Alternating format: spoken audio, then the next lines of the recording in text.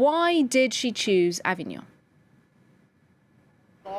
Well, it's far from being a random choice. If you look at the electoral map, Marine Le Pen's strongholds are in the north and eastern part of France, and also here in the south. So she's really at home here in the region, at least, in the department of Vaucluse, which is around Avignon. She massively came in first in round one. So she's at home here. You can see some of her supporters arriving here. It's a different story, though, for the city of Avignon, which is about 20 minutes from here. The city massively voted for the far-left candidate, Jean-Luc Mélenchon, in the first round. Now, Marine Le Pen knows that if she wants to have a chance to win the second round against Emmanuel Macron, she really has to draw voters from across the electoral map, and in particular, voters who chose Jean-Luc Mélenchon in the first round. So she's expected to be on somewhat of a charm offensive here around the city of Avignon. She's expected to try and seduce some of those voters from the far-left candidate, also people who chose the conservative candidate Valérie Pécresse, and also she's on a mission to try and convince undecided voters. Remember that there were some 12.8 million people who didn't cast a ballot in the first round, so she's out to try and convince them as well. A charm offensive, also a show of force here in Avignon. She's expected to be joined by some people who voted for Éric Zemmour, another far-right candidate, in the first round. They're going to be showing their support for here outside of Avignon.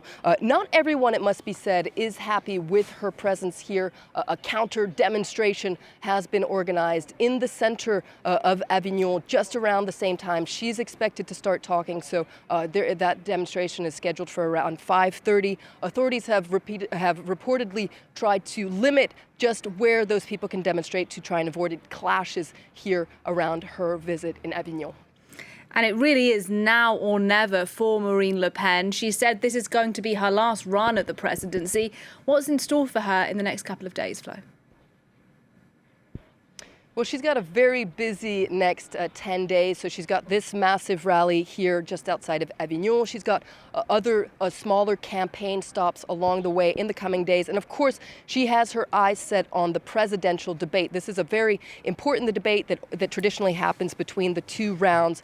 This time it's scheduled for a Wednesday, so April 20th. Now, she herself said that the last time around in 2017, she said that she really bombed the debate against Emmanuel Macron. He was really seen as winning that debate the first time round. So this time she says she's trying to play down the importance. She says that the debate is important, but the election is not going to depend on that debate. She says she's very serene going into that debate. And indeed, a lot of people say that Marine Le Pen has really learned her lessons since 2017. She's a lot more mature, some would say, a lot more serene, a lot calmer. So it'll be interesting to see what happens in that debate on Wednesday. And then she's going to hold another massive rally on Thursday, so a week from today, in another stronghold, this time in the north of France, in Arras.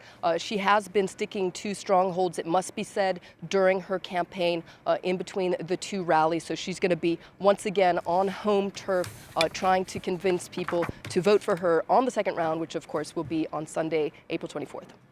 Florence Villeminot in Avignon, thanks very much.